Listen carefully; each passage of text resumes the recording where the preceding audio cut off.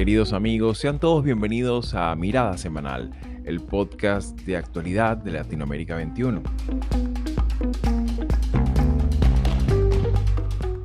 Como todos los domingos, analizaremos las principales noticias de la semana con el respaldo intelectual de Marisabel Puertarriera y Manuel Alcántara Sáez.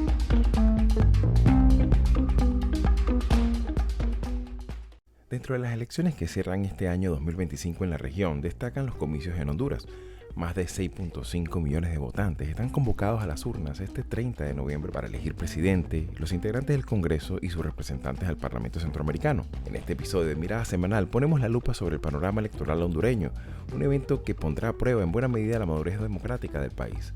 Unas elecciones cargadas de tensiones políticas, sostenida desconfianza institucional y una ciudadanía quejada por problemáticas ya conocidas como la corrupción administrativa, la inseguridad ciudadana y el subdesarrollo económico, a pesar de las ambiciosas promesas del retorno de la izquierda durante el gobierno de Xiomara Castro. Y es que desde las propias elecciones primarias del pasado mes de marzo ya se han encendido las alarmas, irregularidades en el conteo, retrasos en la apertura de centros de votación y denuncias de manipulación de resultados han dejado al descubierto las fragilidades del propio sistema electoral. Aun con todo, partidos y candidatos afinan estrategias. Por una parte, el oficialismo apoya su campaña de plantear continuidad como una necesidad nacional y con ello garantizar la estabilidad que permita avances en su agenda de políticas sociales a través de la figura de Rixi Moncada.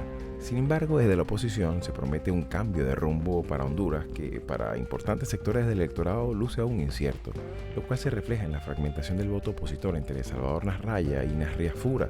A esto se suma la observación internacional que advierte sobre vulnerabilidades del sistema y los riesgos que conlleva en contextos de alta polarización social como la de Honduras de 2025. Dicho de otra manera, Honduras llega a esta cita electoral en un equilibrio frágil, donde el resultado podría redefinir no solo el liderazgo político, sino en buena medida la propia salud democrática de las instituciones hondureñas. En este contexto, nos preguntamos, ¿está Honduras preparada para un proceso electoral transparente, pacífico y legítimo? ¿O se avecina una nueva crisis política en este país centroamericano? Para abordar esta cuestión nos acompañó Cecilia Rodríguez Balmaceda, profesora en Ciencia Política en la Universidad de Burgos e investigadora del Instituto Iberoamérica de la Universidad de Salamanca, una voz calificada sobre la historia, la política y el panorama electoral hondureño actual. Soy Xavier Rodríguez Franco, les hablo desde Davenport, Florida, y hoy es domingo 26 de octubre de 2025. Y bien, sean todos una vez más bienvenidos a Mirada Semanal. Y bueno, como ha sido tradición ya del programa y es uno de los temas predilectos también de la ciencia política, vamos a abordar lo que es la dinámica electoral. Y uno de los países que está previsto en este calendario electoral del 2025 está Honduras. Y para ello nos hemos vestido de gala para recibir a Cecilia Rodríguez en este programa y un poco conocer cuáles serían esos principales rasgos que hay que tener en cuenta a nivel de contexto de Honduras, que ciertamente cabe decir en esta nota introductoria que es un país del cual a nivel centroamericano en los medios no ha aparecido en los últimos meses con tanta frecuencia como Honduras ocupaba titulares en los años 90, ¿no? Sin embargo, me gustaría un poco tu apreciación, sobre todo poniendo también en el mapa de un mapa centroamericano donde evidentemente está atravesado por grandes problemáticas también de nuestro tiempo, ¿no? Migración, el crimen organizado, el tema también de cambio climático, entre otras tantas dinámicas. Bienvenida a la mirada semanal, Cecilia. Bueno, muchas gracias en primer lugar por la invitación. Es un placer estar aquí. Y tal como comentabas, Honduras es un país un poco desconocido para muchos y hace relativamente poco se empezó a escuchar mucho más seguido, sobre todo a partir del golpe de Estado en 2009. Pero Honduras se caracterizaba por ser un país con una relativa estabilidad dentro de Centroamérica que en 2009 sale expulsado por un golpe de Estado Mel Zelaya, en su momento presidente por el Partido Liberal. Una característica que había tenido Honduras hasta esa fecha es que era un sistema de partidos bipartidista, dos partidos tradicionales. Todas las elecciones siempre se dirimían entre esos dos partidos, que era o del Partido Nacional o del Partido Liberal. Mel Zelaya fue el último presidente del Partido Liberal. Con el golpe de Estado se va y a partir de esa época empieza una hegemonía del Partido Nacional y aparecen nuevos partidos en escena. Es decir, que lo que fue Honduras hasta el golpe de Estado era un bipartidismo. A partir de ese momento nos encontramos con un multipartidismo. cambia por completo la realidad hondureña y nos encontramos no solo con muchos partidos, sino con una sociedad muy polarizada, sumamente polarizada, es decir, cambia por completa la dinámica política en este país. A esto hay que sumarle los tradicionales problemas que tiene Honduras, que estos son problemas estructurales vinculados a la pobreza, a la desigualdad, a la corrupción. Y sobre todo hay dos temas que son puntuales, que lo comentabas hace un rato también, que tiene que ver con el narcotráfico, que tiene un papel muy importante en este país, y los conflictos vinculados a la migración con respecto al narcotráfico. De hecho, el anterior presidente en estos momentos está siendo condenado en Estados Unidos, se comprobó los vínculos con el narcotráfico y no es el primer caso. Tenemos a varios políticos, familiares de presidentes, de expresidentes, que también están condenados por narcotráfico y de hecho estas elecciones están marcadas por un escándalo de narcotráfico también en este gobierno. Es decir, el narcotráfico está totalmente presente en todos los partidos políticos y viene marcando todos los procesos electorales últimamente. Es el gran problema de este país. Y la inmigración evidentemente es un país centroamericano, de hecho por su ubicación, las caravanas de migrantes pasan por allí, es un punto de reunión y desde allí hacen su camino hasta llegar a México con el objetivo de cruzar hacia Estados Unidos. Por ende, el tema de la inmigración es fundamental, también por una cuestión que la economía hondureña depende de las remesas, por ende la relación con Estados Unidos es fundamental y últimamente con la llegada de Donald Trump nuevamente, la deportación de inmigrantes, por ende los vínculos están tensos. Así que Claro, hablamos claro. de También un país con considerando, problemas estructurales y actuales, digamos. claro, también Bueno, poniendo en consideración que, bueno, el propio liderazgo de Xiomara Castro particularmente también ha hecho que esta dinámica también sea un poco también contenciosa, ¿no? Y en ese sentido, Manolo, me gustaría un poco también tu apreciación, aprovechando la presencia de Cecilia, porque claro, también en muchas ocasiones también hablábamos de cómo un poco esta sociología económica también, ¿no? De las remesas, el papel también que tiene la propia Honduras en la dinámica interregional de un mercado común centroamericano que, bueno, a veces arranca, a veces se sigue en ese estancamiento, ¿no? A veces se entienden, a veces directamente yo no negocio con esto, yo no negocio con Costa Rica, yo no negocio con Nicaragua, ¿no? ¿Cómo entender también este aspecto en ese contexto centroamericano tan particular? Y bienvenido. Bueno, muchísimas gracias y también además muy contento porque nos acompañe la profesora Cecilia Rodríguez. Am, Fíjate que lo que acabas de decir es interesante saber que uno de los candidatos, Nasralla, ha estado recientemente en España, ¿no? Haciendo una visita que tiene un componente doble, yo creo. Uno, y esto quizás es poco conocido, es que España tiene una comunidad de inmigrantes hondureños muy importante, ¿no? Sobre todo que se sitúa en Cataluña, pero ya digo, sin duda alguna es el país europeo con mayor número de migración hondureña, ¿no? Y lo segundo, Nasralla venía o iba a España buscando inversiones, buscando de alguna manera abrir este país que, como muy bien habéis dicho los dos, es un país bastante desconocido, ¿no? Siempre hemos dicho, por lo menos en el área de la disciplina en la que me he movido, como es la ciencia política, que la escasez, ¿no? de investigadoras, de investigadores que trabajaran sobre este país, ¿no? Pero ya digo, ha viajado a España para buscar inversiones, para buscar también proyectos que vinculen algunos sectores que pueden ser atractivos, ¿no? Para la inversión española y que ya tienen cierta tradición en Honduras. Por ejemplo, uno de ellos evidentemente es el turismo, ¿no? Y también cuestiones vinculadas a energías renovables y demás, ¿no? Pero yo a mí, Cecilia, me gustaría preguntarte sobre la dinámica de estos comicios, en qué medida se va a articular las tensiones que estamos viendo en otros países, notablemente, el caso argentino es ahora mismo el más evidente, el de Venezuela es de otra naturaleza, pero las tensiones con respecto a Estados Unidos.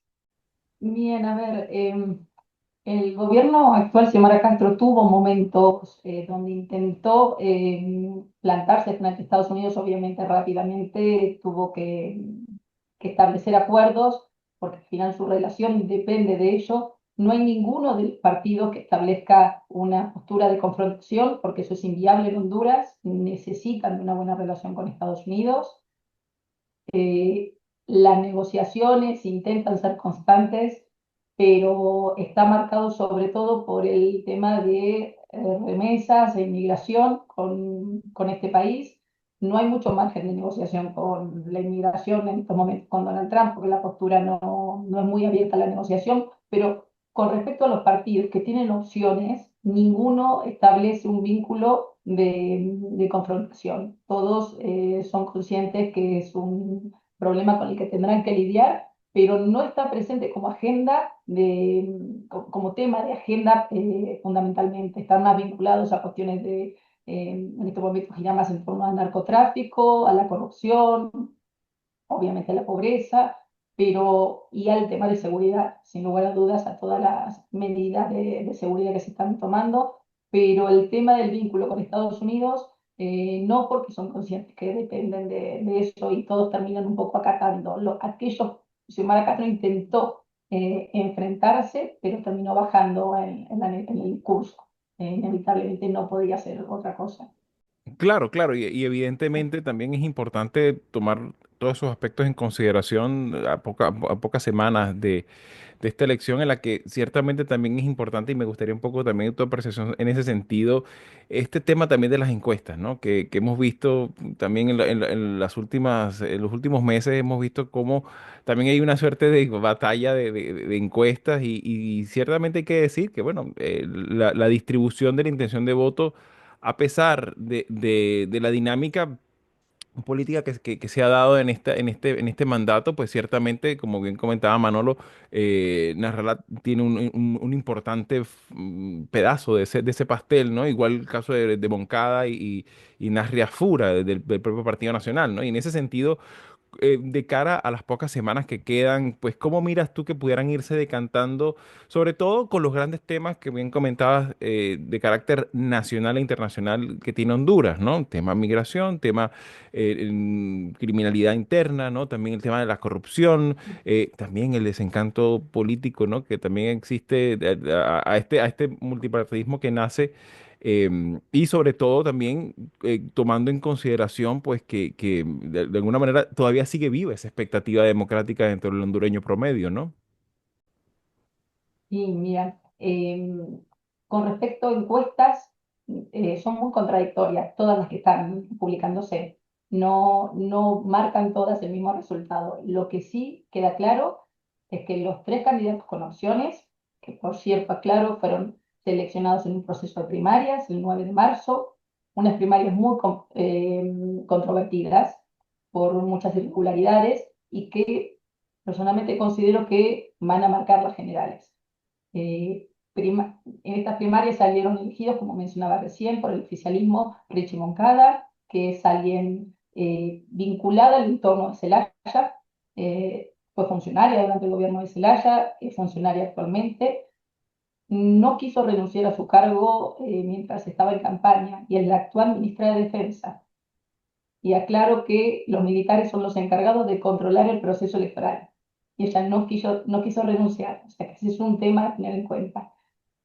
Por el Partido Nacional salió elegido Nasri Afura, que fue anteriormente también candidato a presidente, exalcalde de Tegucigalpa, y por el otro partido tenemos a Salvador Nasralla, que comentaba recién el profesor Manuel Alcántara, que estaba en España.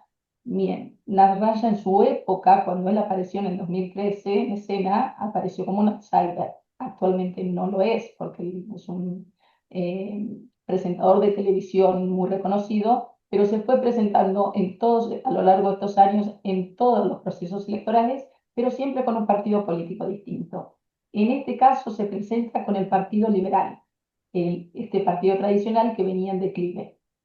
Por ende, estos tres candidatos que salieron de primarias, como les decía, primarias con muchísimas irregularidades y muy cuestionadas porque el proceso tuvo problemas, con demoras, las urnas no fueron custodiadas por militares, iban en autobuses, se instaló el clima en este momento, sumado a la polarización, se instaló una crisis de legitimidad muy grande, que es lo que me preocupa para las elecciones generales. Está instalada esa idea de que puede haber un posible fraude, porque como presentaron tantos problemas y como no confían en el Consejo Nacional Electoral, que es el organismo que debe controlar esto, está instalándose ese mensaje. ¿Qué pasa? Las encuestas no dan un resultado claro, dan un escenario tripartito, los tres con opciones muy similares. Por ende, si el resultado en las generales llega a ser muy ajustado con esta crisis de legitimidad que hay, con la desconfianza que hay en los ciudadanos, puede ser un problema enorme, porque tendrán muchos problemas para asumir el gobierno, protestas y demás. Si el resultado es muy amplio para algún candidato, ya el escenario es distinto. Si gana Richie Moncada, podemos hablar de una cierta continuidad, con cambios y demás, pero continuaría el Partido Libre.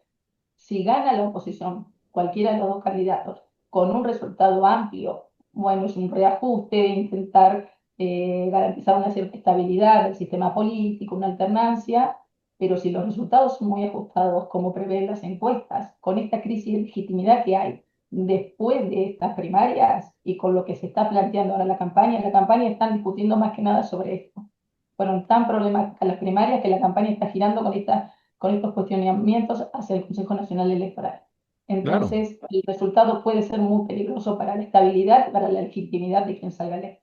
Sin lugar a dudas, y por supuesto, considerando ese aspecto, y para ello me gustaría un poco también tu participación, Manolo, porque claro, vemos que esto ciertamente es un elemento muy importante, ¿no? Lo hemos estudiado cuando estábamos en Salamanca, el tema la consolidación de la democracia a través de instituciones democráticas, como particularmente el caso de la democracia interna, ¿no? La dinámica interna de los partidos. Pero vemos la Honduras de nuestro tiempo, donde esto ciertamente ha sido uno de los temas centrales dentro de la problemática y que de alguna manera de cara al ciudadano común, pues hasta qué punto esto sigue cimentando ese decreto que hemos reportado aquí en este programa en muchos casos, ¿no? Bueno, y me gustaría abordar de manera muy rápida tres problemas y que son a la vez también preguntas a Cecilia, ¿no? La primera cuestión es una cuestión de tipo institucional. Um, Honduras es uno de los raros países, de los pocos países de América Latina que no tiene segunda vuelta. Esto supone, como estáis señalando, que la competición próxima confronta a tres candidaturas que que una de ellas puede resultar ganadora por un muy estrecho margen, pero ya se lo lleva todo, es decir, ha ganado. No hay una posibilidad de que un momento de reflexión, un momento de un pacto político, como lo sucedido en Bolivia, ¿no? Con la segunda vuelta, ¿no?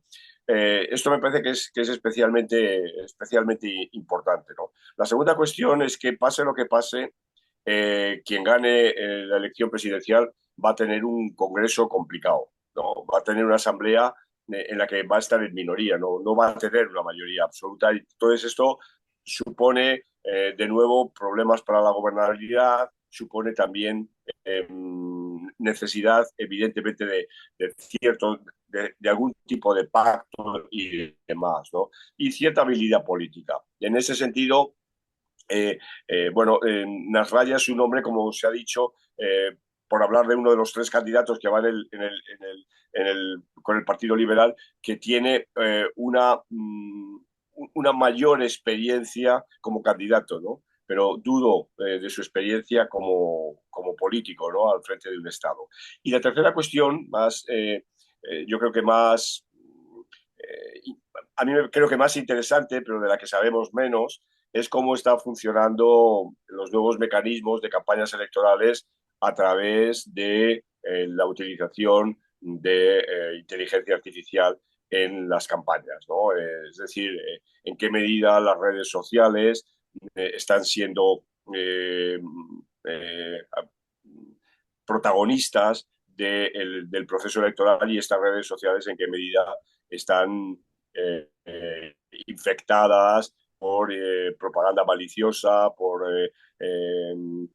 posverdades, etcétera, ¿no? Yo creo que este también es un elemento que me parece muy importante bueno, porque es el gran cambio, ¿no?, que se ha producido en el mundo electoral en apenas nada, en apenas 10 años, ¿no? En primer lugar, me parece muy correcta la lectura que haces, porque es tal cual. El primer punto con respecto al que es elegido el presidente en una única vuelta, no existe segunda vuelta electoral, hace que estas elecciones sean aún más relevantes. Quien gana por una pluralidad de votos se transforma en presidente. Eso es un punto fundamental. ¿Qué pasa? Las primarias son las que te marcan, sirven como una especie de encuesta preelectoral, te marcan bastante quién puede llegar a ganar. De hecho, hay una particularidad. El proceso de primarias se reguló en el año 2004, se han llevado a cabo ya 6 procesos de primarias abiertas y simultáneas. Estas siempre han tenido una participación electoral muy alta y muy similar a la de las generales. No suele ser tan alta la participación en primarias en otros países. En el caso hondureño siempre fueron más altas, porque estas, una vez que ya sale el candidato, ya te marca un cierto resultado, en las generales, como no hay segunda vuelta, ya te está dejando el camino marcado. Pero la participación fue muy baja en este último proceso electoral. Cuando hablamos de que la desafección es muy alta en estos momentos, la gente está muy descontenta, por primera vez las primarias han tenido una participación muy baja, o sea que ya nos marca un poco qué puede pasar. Y a su vez, el tema de que en principio quien tuvo más votos, quien podría tener un poco más de opciones, como digo, las encuestas son contradictorias, podría ser Richie Moncada, porque en las primarias salió bastante fortalecida. Los otros candidatos han tenido que pelear un poco más, no tienen ese margen de victoria tan amplio. Entonces, en principio uno puede imaginarse que pueda tener más opciones, no está del todo claro. Después, con respecto perdón, estábamos hablando también de la estabilidad de quien gane. Vamos a encontrarnos con un partido que va a terminar llegando con una crisis de inestabilidad bastante fuerte. ¿Por qué? Porque el Congreso está fragmentado. Durante años, Honduras tuvo esa particularidad de ser un gobierno de partido único, porque siempre gobernaba un partido tradicional. Este gobierno, que fue el de Xiomara Castro, por primera vez, no solo una mujer al frente del poder, por primera vez un partido que no era un partido tradicional, pero también por primera vez llegaba a un gobierno de coalición. Por lo tanto, tuvo muchos problemas en el Congreso porque no tenía los votos, tuvo que llegar a acuerdos. Esa fue la particularidad de todo el gobierno de Honduras. Fue muy difícil negociar. Y se percibe que va a ser la misma situación, que el Congreso va a ser muy complejo. Y el escenario ahora es tripartito, bastante parejo. Por ende, el Congreso va a ser muy difícil sacar adelante políticas públicas, acuerdos. El escenario en ese sentido también está complicado.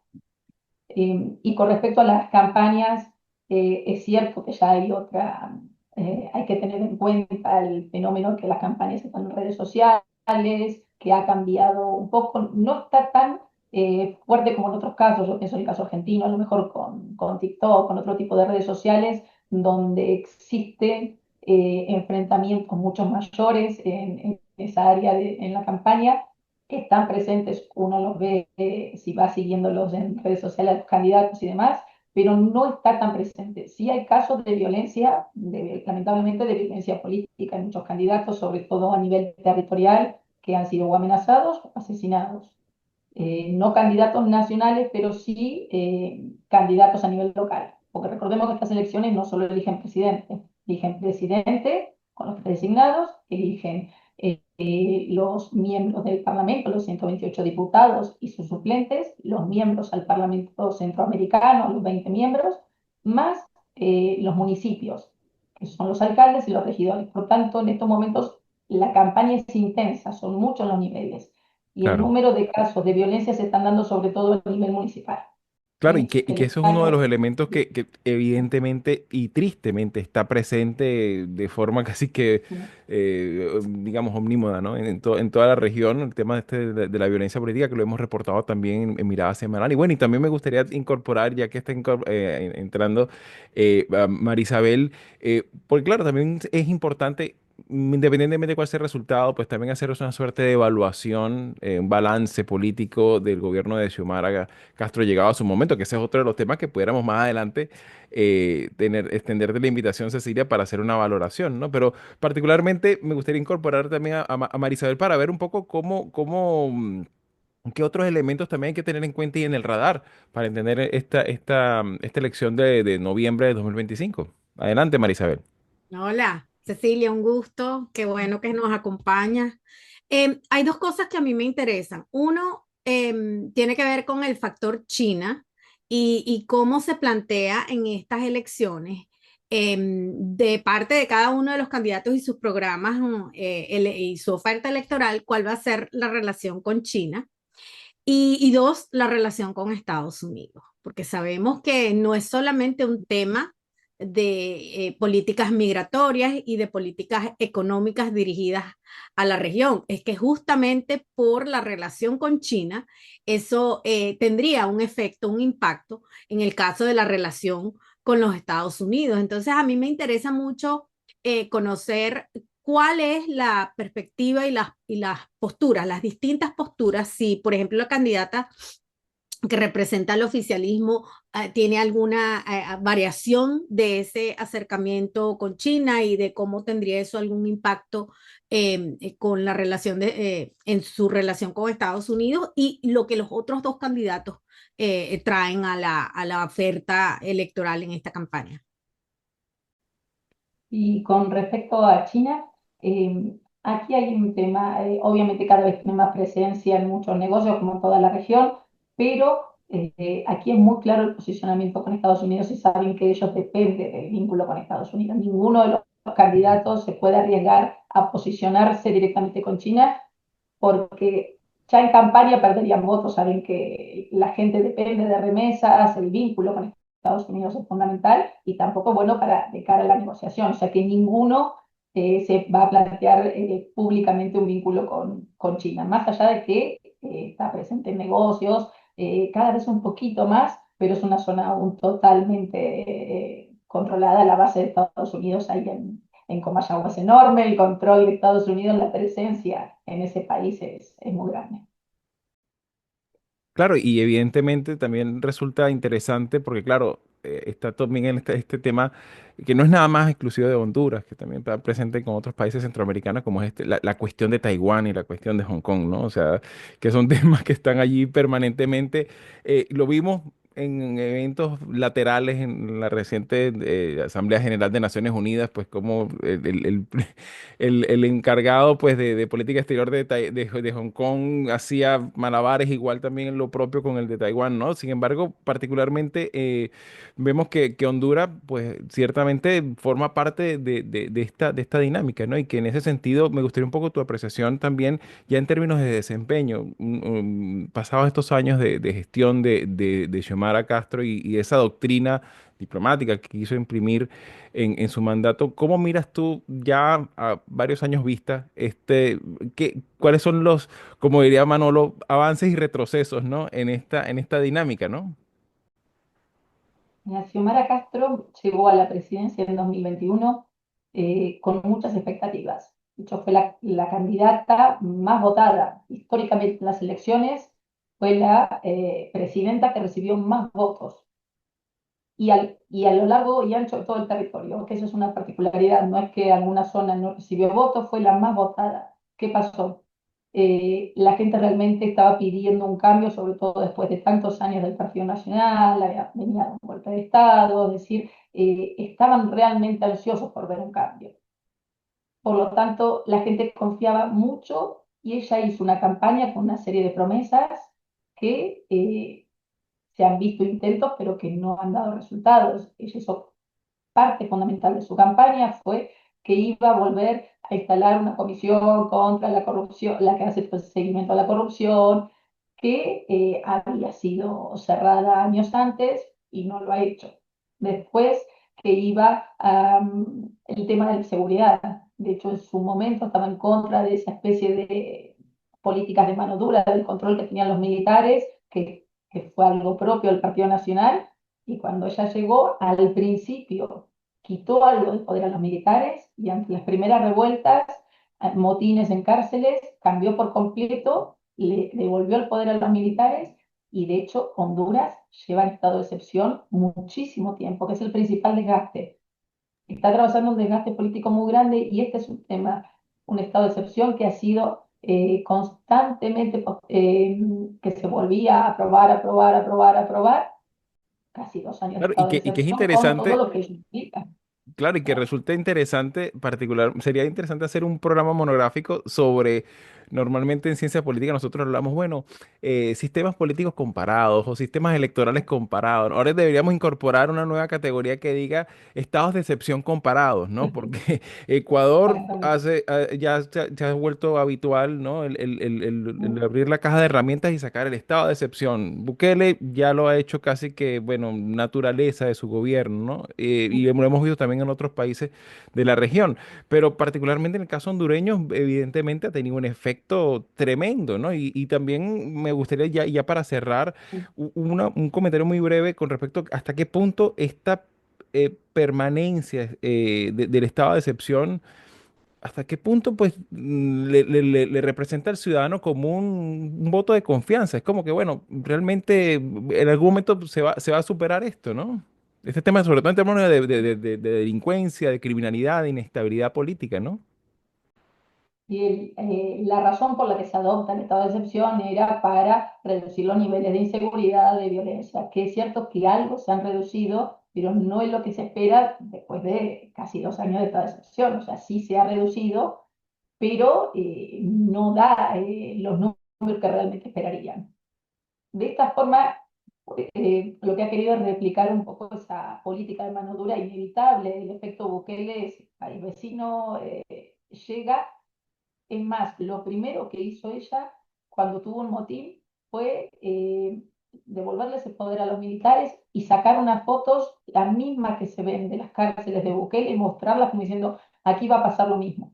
Y eso fue algo totalmente contradictorio a lo que ella decía en campaña. O sea, porque ella cuestionó ese tema y fue lo que terminó adoptando.